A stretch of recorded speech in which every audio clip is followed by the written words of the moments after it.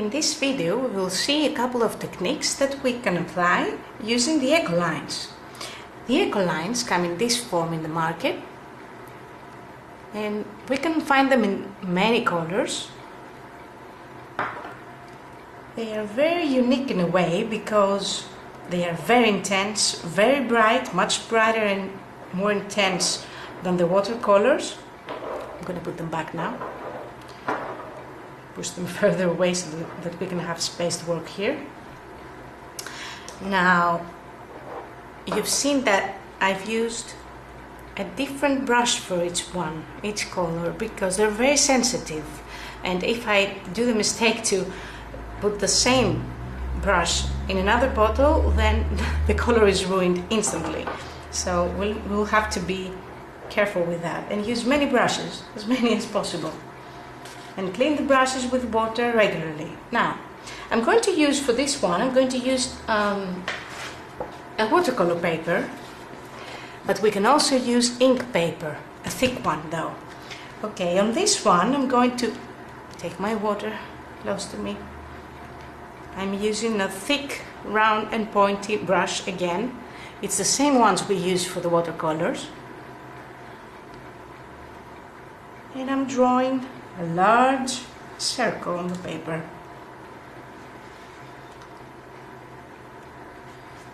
With my water. Just water, no color. Not yet.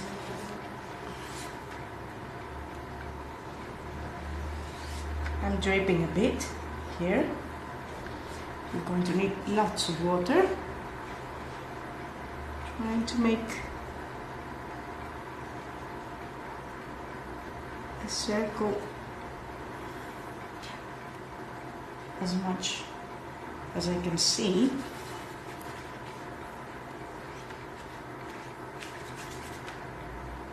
And now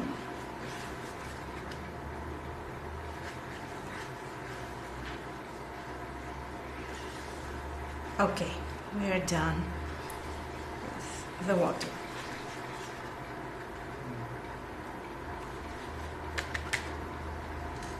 What we'll be doing now is carefully take each color and start from the sides, adding parts of color here and there.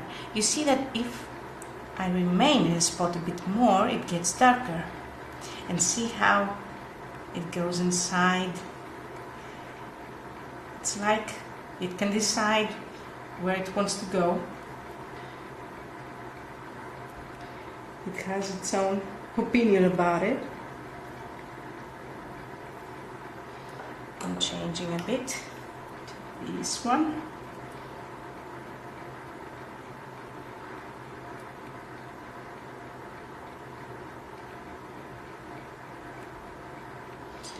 Okay, now I can see that the circle isn't a circle exactly, so I'm adding some water here to change the shape into what I want it to be. Okay. And now I'm continuing with what I started here. So you have to be very careful with what you choose to do and how you do it.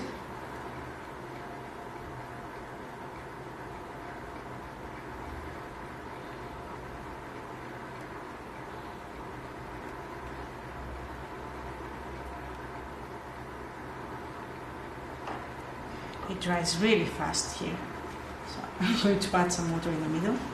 Okay.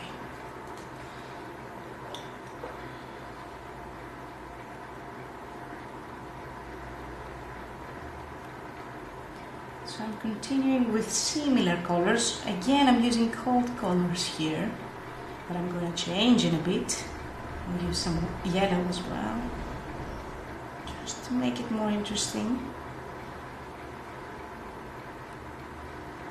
I love how this happens. I'm trying not to mix the colors in the bottles, as we said. It's not easy to remember that while you're drawing. while you're focused on other things. Now I'm touching the other colors a bit, just a little bit, going inside, just pinching it down, and I'm also, look at that, now look at that.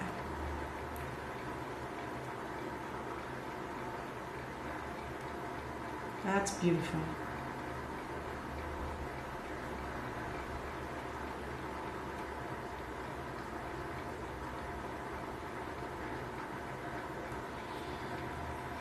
I have to wash my brush before I put it back.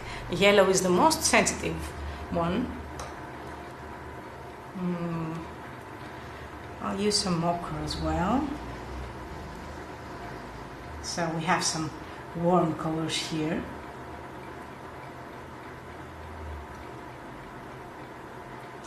As it dries, it changes, so you never know what the final result will be.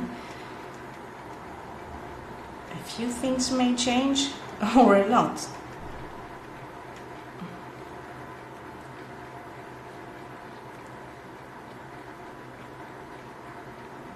Again, I might have to add some water in the middle, because as you can see, it slides to the sides, and the paper here has become round because of the water. I'm going inside the other colors, touching it a bit.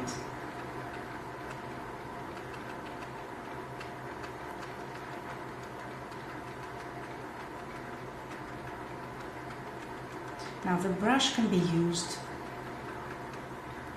in many ways to create a different texture. That's what I'm doing here now. The point is not pointy anymore, but that gives me a different result when I touch the paper with color. Again, I have to wash the brush before I put it back, so as not to ruin the color.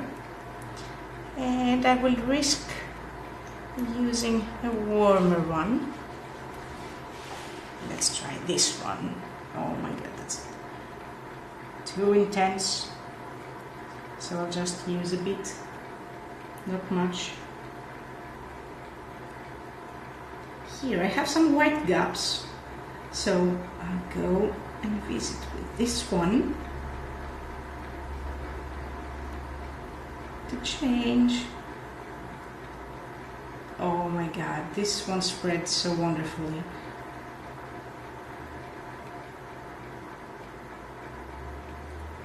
It's very nice.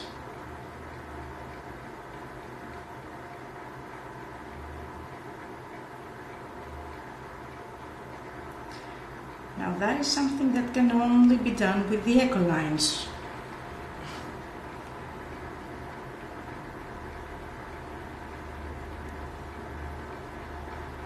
I'm going to put some more here,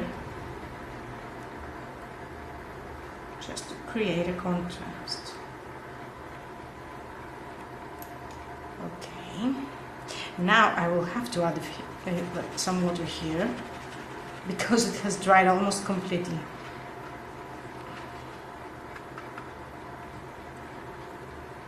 Try not to touch anything with my brush.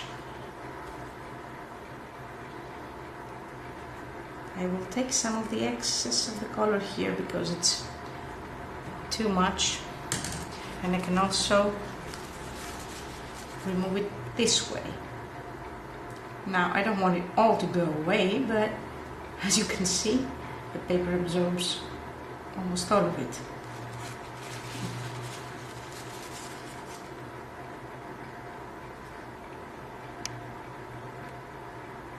If I want to have more control on the way that it's going to be in the end, I will have to do that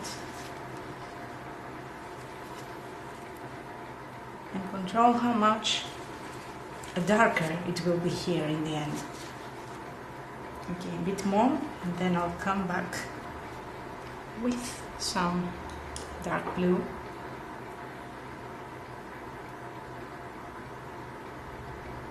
Because it doesn't have to be much, but it has to be what I want it to be. I want it to be darker, but this is perfect now.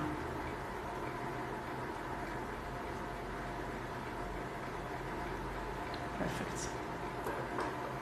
And you see, with my brush I can guide it where I want it to gather. Okay, perfect. So now we're going back to the middle to see what we're going to do. Adding more water here. Okay, we're good. Now I'm going to risk adding some red. Okay, this one is very colorful.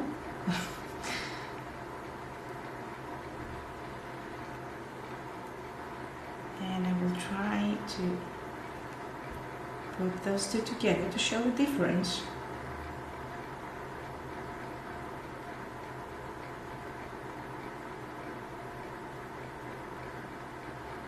Ah, this is very good. Look at that, look at that. That is almost something that you can't control.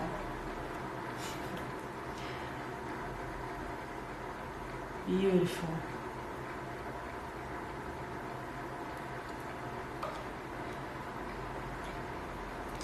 A bit more ochre. Ochre is a color that can connect the cold and warm colors in a very, very good way.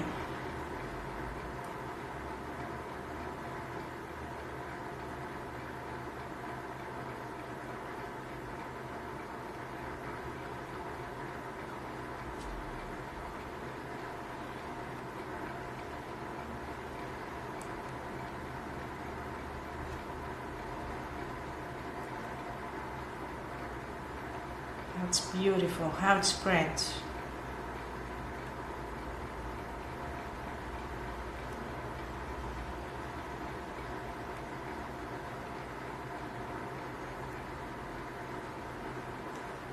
Okay, a bit more yellow now.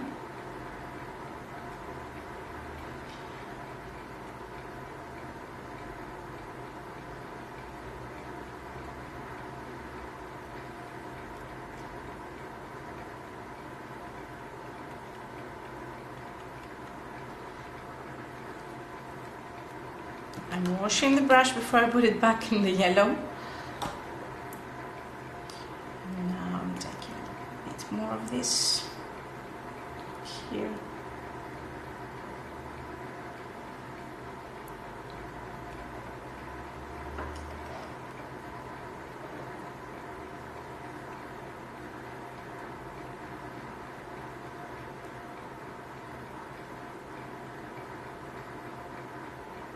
Now you see in this spot it has dried, so I'm going to have to add water here.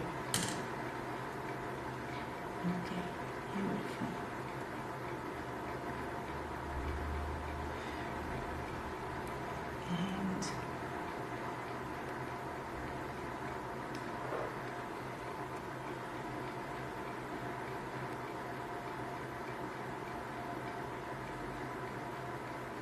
And I love how it gets darker in some spots. And here we are done. So you can see how interesting this can be. But now I will show you a finished one. This is one example of this technique, and here is another one.